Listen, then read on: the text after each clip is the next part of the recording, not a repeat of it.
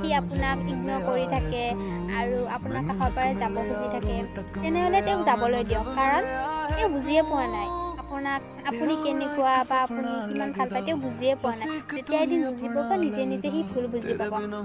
আৰু মই এটা কথা ক'ম, এই পৃথিৱীত নিজৰ মা দেউতাৰ দৰে কোনো ভাল পাব নোৱাৰে, আৰু নিজৰ মা দেউতাৰ কোনোদিনে স্বাৰ্থপৰ নহয় বেলেগৰ দৰে। গতিকে নিজৰ মা দেউতাৰ লগত থাকক, মা দেউতাৰ কথা শুনক, মা দেউতাক ভাল পাব শিকক, আৰু আপোনাৰ লাইফটোত এনেকৈ আগবাঢ়ক যাতে সি এদিন নিজে আপোনাৰ ওচৰত আহি পৰে আৰু নিজে যাতে বুজি পায়, এদিন আপোনাক নিজে চৰি ক'ব এদিন আহি কিনে। গতিকে সেইজনৰ পিছত পৰি আপোনালোকে কিয় টাইম হেৰি কৰি আছে? নিজৰ মা দেউতাক টাইম দিয়ক, নিজৰ মা দেউতাৰ লগত থাকক।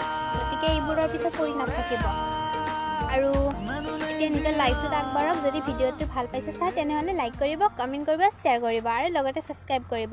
আৰু যদি ভিডিঅ'টো ভাল পাইছে তেনেহ'লে শ্বেয়াৰ কৰি দিব।